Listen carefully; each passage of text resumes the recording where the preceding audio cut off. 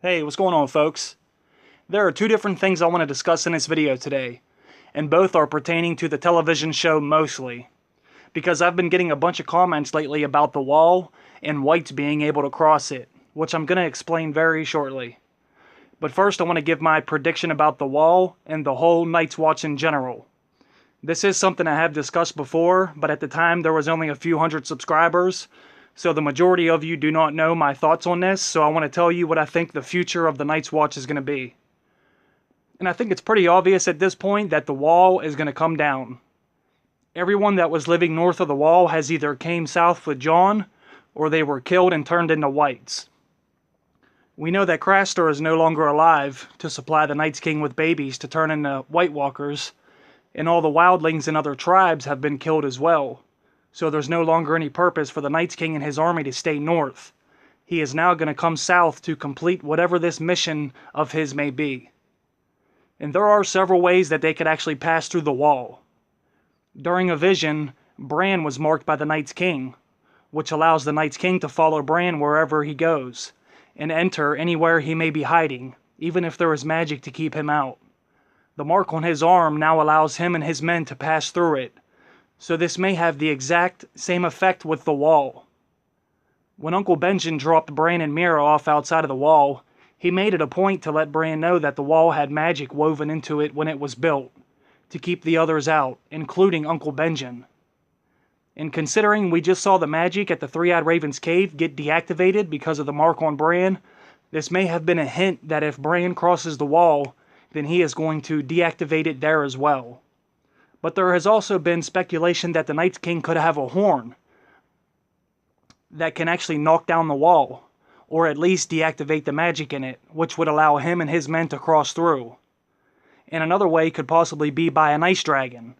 Some people think there may be an ice dragon hiding inside of the wall, or the Night's King could potentially kill one of Daenerys' dragons and then use it to knock down the wall in some way.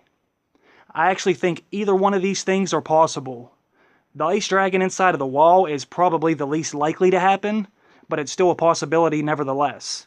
But regardless of how he does it, the Night's King and his men will be south of the wall during Season 8. And out of all the castles guarding the wall, only 3 of them are active. But in the television show, the main focal point has been on Castle Black, which lies dead center on the wall. And I think when the Night's King and his men attack, this is going to be where they strike first. The Night's Watch, and most importantly Castle Black right now, is our first line of defense. Whenever there is an attack on the wall that can potentially threaten the realm, the Night's Watch is what protects us from any kind of breach on the wall. Only this time there will be nothing that they can do to stop it. The Night's Watch are low on men. They probably have less than 100 men at Castle Black right now. And every time they have asked for help, it has fallen on deaf ears. No one takes the threat seriously, nor do they really respect the protection that the Night's Watch provides, which is going to be something those Southerners are going to regret, because when the Night's King gets through the wall, the Night's Watch is going to be completely decimated. We may even see a 20-ton piece of ice just come crashing down onto Castle Black, and what little men they do have there will not stand a chance to what's coming for them. Not only will they be outnumbered by the whites, but there isn't one person at the wall right now that has any Valyrian steel or dragonglass to use against the White Walkers, who have shown that they are very athletic with superhuman powers. The 50 or so men at Castle Black will be cut through like a hot knife through butter, and eventually turned into whites. That's right, that's exactly what I think is going to happen. We're going to see the men guarding the wall turned into whites. And I kind of had this feeling that the entire wall was going to come down, not just a section of it. But they may actually do this differently in the show, because it would cost a lot of money for CGI to show a wall of this size come completely crashing down. But in the books, where it costs no money to make these things happen on a page, I feel that the Night's King will bring down the entire wall. That way they can't be easily pushed back north, and the wall easily be fixed again to keep them out. But there is actually one good thing in the end. When this final war is over with the Night's King, there will no longer be a need for the wall or the Night's Watch. I do not think they are going to risk trying to make another pact with the Night's King. I think the Night's King and his men will be completely defeated, and now that all the wildlings and other tribes are already south or dead, they will no longer need any protection up north.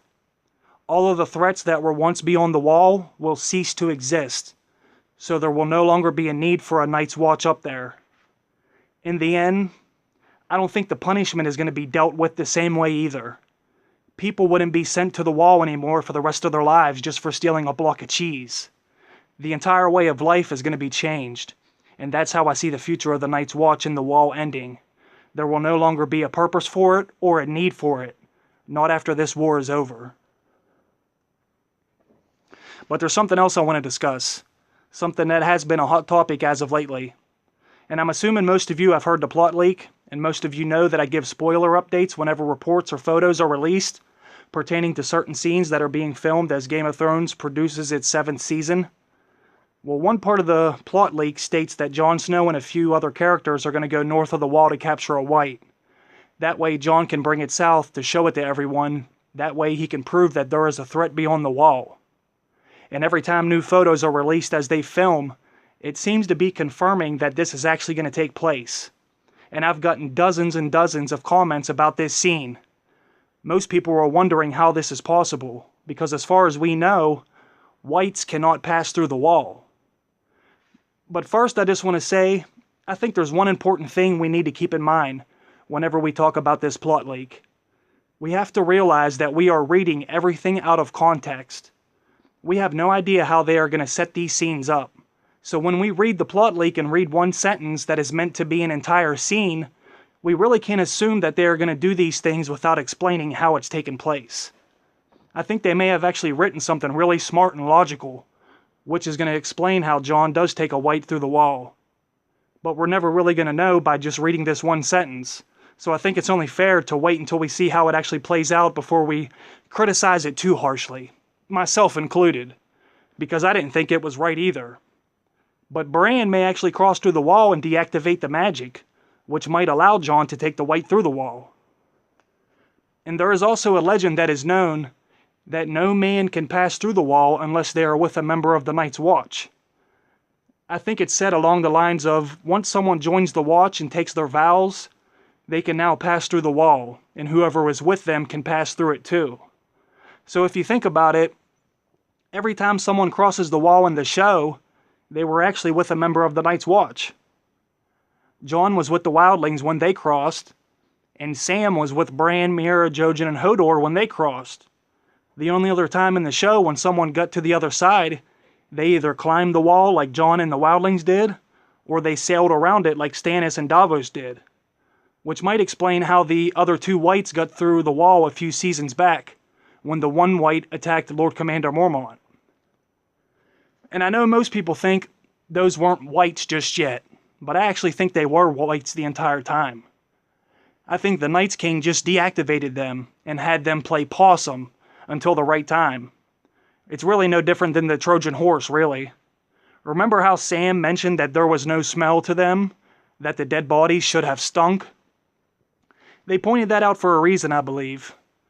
I think that's because they were already whites. They weren't fully dead. They weren't preserved because of the cold, or else they would have never had Sam say it like that. So when Jon gets to the wall with the white to bring south, once the new Lord Commander opens the gate and greets Jon from returning from his mission, this may be how the white is able to enter through the wall. I think they can pass with a member of the Night's Watch. I don't know that for a fact, but this is just one way that they could actually explain it. Benjen knows he can't cross by himself because he had the dragon glass plunged into his chest. But he doesn't know that they already have brought whites through the gate. Men that the Night's King left as bait. That way he could get someone inside the wall without raising any suspicion. I think the fact that they were regular human bodies allowed them to pass also. They don't have nearly as much magic in them as the Night's King and White Walkers do. So I think if Jon brings a white to the wall that has a human body still, and he walks through the gate with a member of the Night's Watch, especially if it's the Lord Commander, I actually think it's possible. We may just have to suspend disbelief with this one, but I'm thinking it will be explained in some way during the episode. Unless Bran removes the magic by crossing, then all bets are off.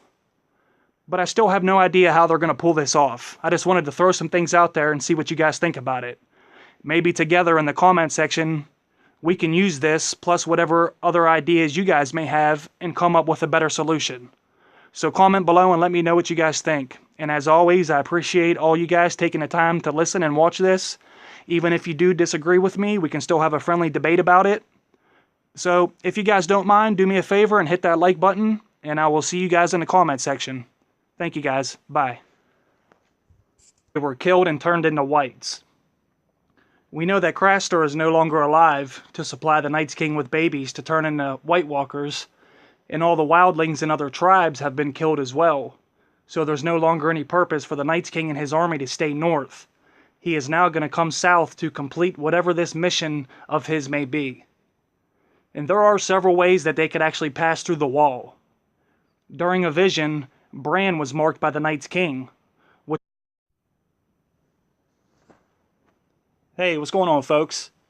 There are two different things I want to discuss in this video today, and both are pertaining to the television show mostly, because I've been getting a bunch of comments lately about the wall and whites being able to cross it, which I'm going to explain very shortly.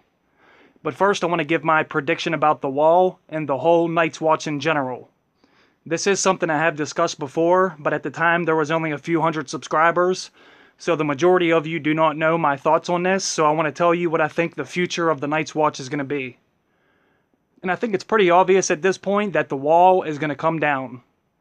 Everyone that was living north of the wall has either came south with Jon, or they